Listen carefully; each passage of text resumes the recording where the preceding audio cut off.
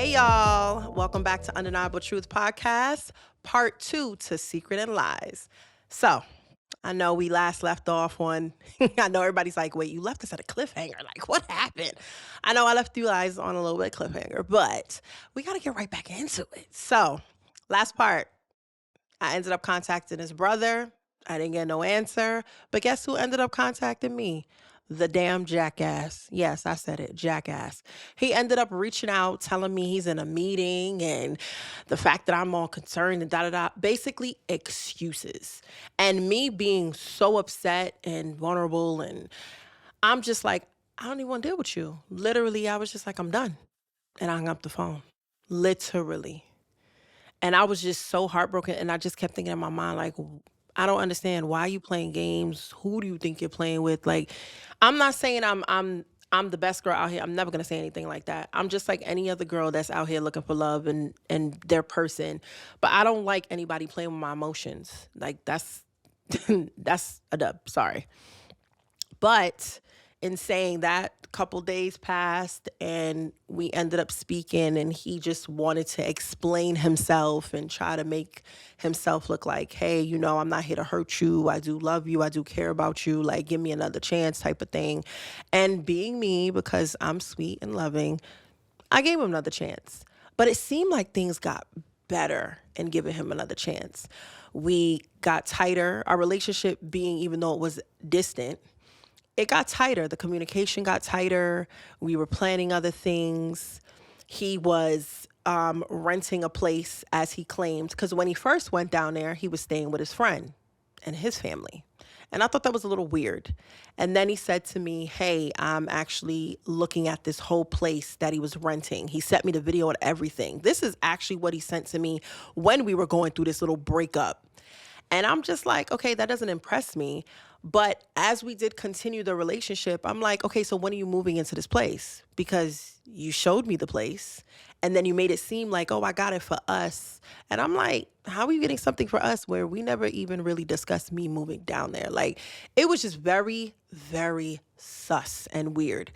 But I didn't want to keep looking into things and making up stories in my mind. And I was just like, let me just watch him. And I know a lot of you are like, yo, Lauren, those are the red flags. You looking real dumb right now. But listen, when you're a girl who thinks you found your person and you up in certain age, you're not tripping off of a lot of things that you used to trip off of. So I was giving it a chance. So now I would pressure him, and he's like, listen, how about you help me find furniture for this spot? And I'm like, okay, cool. So I would send him pictures, send him links, all these things. And it seemed like he was interested, but not interested. And I thought it was weird. And I was like, yo, maybe we'll wait till I come down to visit you to go and look at things. So we planned for me to go down. I went down in September of last year, and I was so ecstatic. He came and met me at the airport. He brought me my flowers. We went a little bit of sightseeing. He took me to dinner.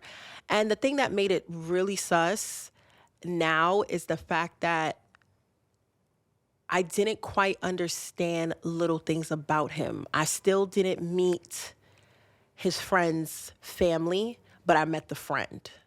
So these are the things that I started to question. I didn't go near, he showed me where base was and like certain things, but I didn't see a lot of stuff. So now I'm in the back of my mind, I'm like, now I'm questioning.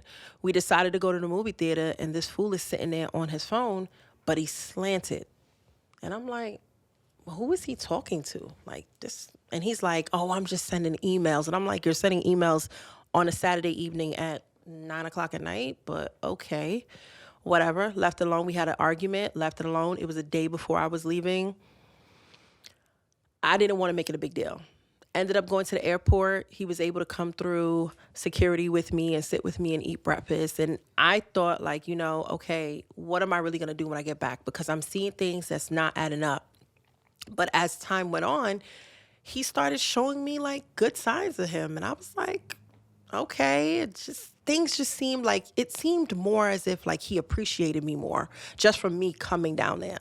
Well, that's what I thought in my mind. Okay, now time goes by. Thanksgiving comes. I know he wasn't going to be able to come back because it's a short time. But he says to me that his friend was able to have his daughters come down and see him. And I thought that was the sweetest thing. So he would send me pictures. We were sending each other pictures back and forth of family and stuff like that, the pictures we taken. And I'm like, okay. Now Christmas comes and he's like, he's going to be coming up here. Now this is where it gets really weird. He says to me, hey, I'm coming up December 14th. I said, okay, cool. But a couple of days prior to that, maybe I want to say about a week, he says to me, hey, they want me to oversee something else from his previous boss prior, which I thought, like, if you're running the show of things, where do you have a boss in here? Like, there's somebody you're going to report to, but something ain't seem right. So I said, okay, what does that mean? He said, well, I have to do audits and all these things. And I said, all right, cool. He said, but I let them know that they have to pay for the change in my ticket.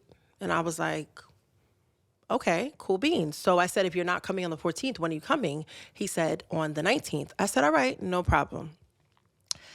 As days get closer, he tells me he gets into a whole altercation with the boss. And I'm like, huh? You get in an altercation with a grown-ass man? Then he tells me he gets into the altercation where he throws a Gatorade bottle at the grown-ass man. And I'm like, you still got a job? Things were just not adding up.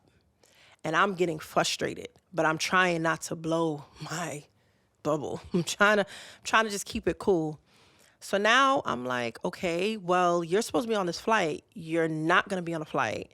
You're telling me you're not going to be here for Christmas. Are you going to tell me you're not going to be here for New Year's neither? Because I want to bring in New Year's with you. He's like, well, this is what I'm waiting for. They were able to, because he didn't get paid for like 2 weeks. And I was just like, what? Like, I don't get it. He was like, so they had to pay him back pay. They had to pay for his flight. It was just a whole bunch of things that was very frustrating and annoying.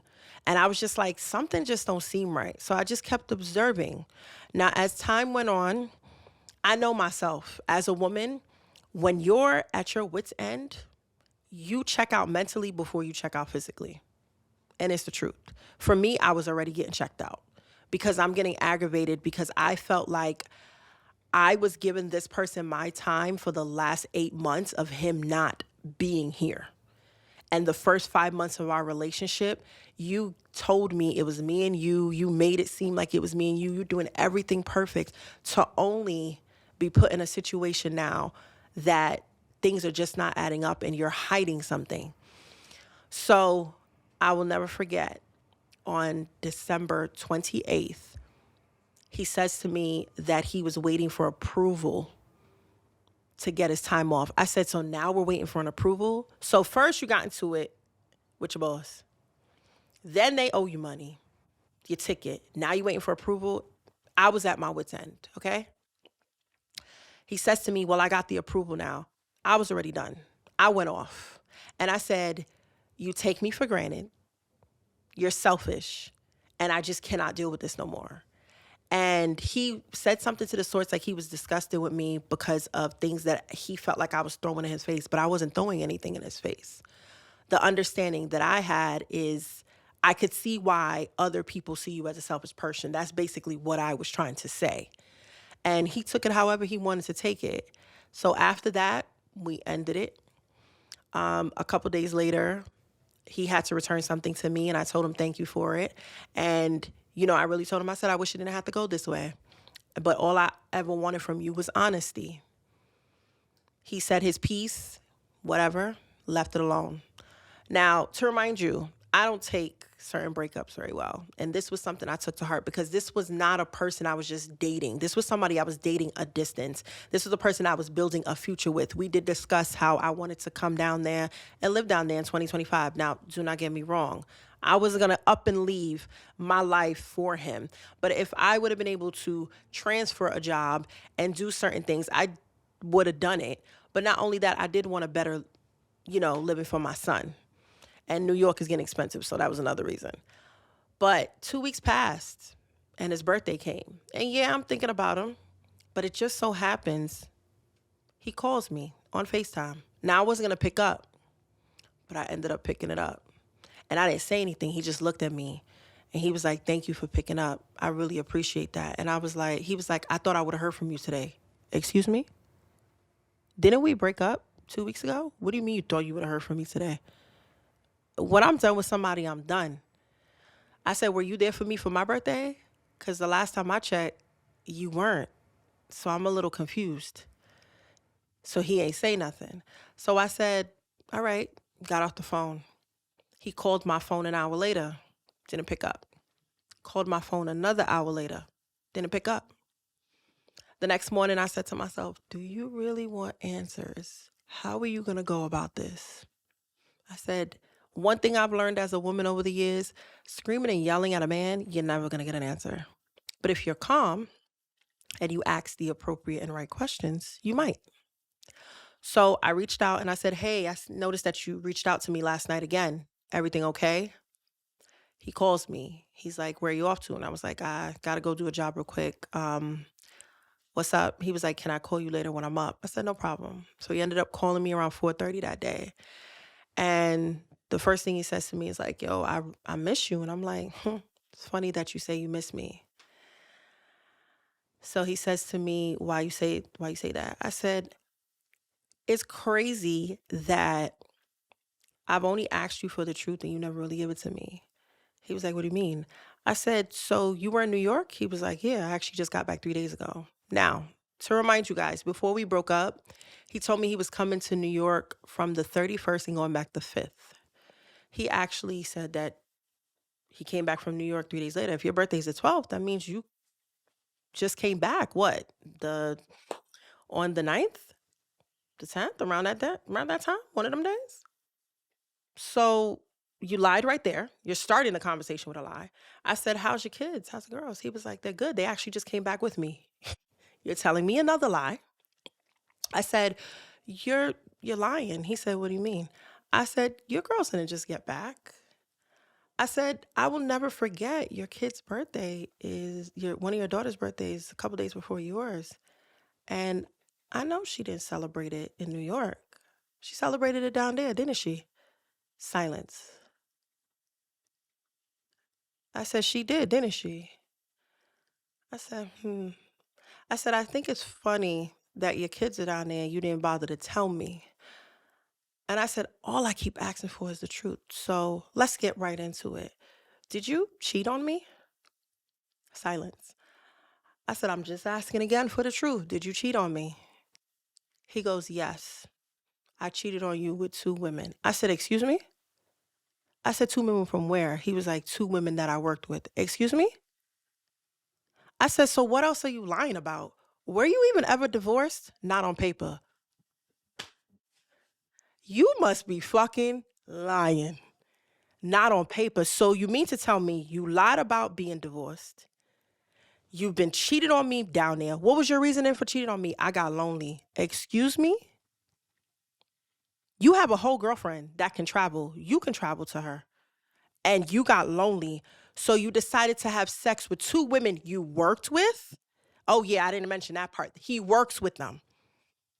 And I'm supposed to just be, huh? Like, oh, it's okay. We can still stay together. It's all right. No. I literally got so frustrated because at this moment, I wasn't only going through the breakup with him, I had personal things going on in my life. And he knew about it. Not only that, my son is invested also. My son knew who this person was. I don't bring men around my kid. And the fact that you could sit here, be around my kid, show me that you're this family man and do all these things, but then turn around and say you've been cheating on me and doing all this other crap and you're still married, how am I supposed to look at you? How am I supposed to look at a man moving forward, period? I don't even know how to look. But at the end of the day, I took this as a lesson. And I'm going to explain to you guys why. First of all, I know everybody's going to be like, but how did you know? Put it like this. I'm a little investigator. Do not send me pictures and don't think I'm not going to look at those pictures and see your surroundings. The way I found out that he had a different little life, I noticed that in one of the pictures there was a Christmas tree. Social media is a bitch. You can find out anything that you want, especially when people's pages are not private.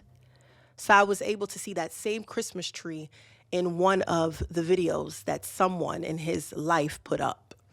And I put 2 and 2 together and noticed that it was his ex-wife decorating the tree, quote unquote ex-wife, but it's actually his wife. Isn't that kind of sad? And then I was able to see other photos and other things. And this is why I say social media is always going to have the win for things. Ladies, if you're out there and you're dating, do your background check. Oh, I was able to do that too after. And there was like one or two things I found out. But, you know, it is what it is at the end of the day. I just look at it as a learning lesson to take my time to really get to know the person, to really understand that in a relationship, regardless of anything, people can lie to you. But there's something really wrong with mentally wrong when someone continues to lie and they believe their own bullshit. And then they think that you're going to do it. It's manipulation and it's disgusting. And ladies and or men, if you are listening to this, this is just a message to get across to you to just be mindful and to know that regardless of what has happened to me, I'm still moving, still grooving. He might even watch this. It's cool. I moved on with life, boo. Believe me, I moved on. But I hope you guys got the message and you tune in to the next episode of Undeniable Truth. Because, baby, this is just the first episode, okay? Part 1 and part 2. But we got a lot more coming up with a lot of new guests. So stay tuned. So thank you guys for tuning in and hearing about my story. I hope you guys are ready for the rest of season 2. We have so many more guests, so many more topics, and you're going to get to be able to see them. Not just hear them, but see them. So make sure you go to Instagram, you go to YouTube, you go to Spotify, iTunes, TikTok to look and or hear any new upcoming episodes. Have a good one, guys.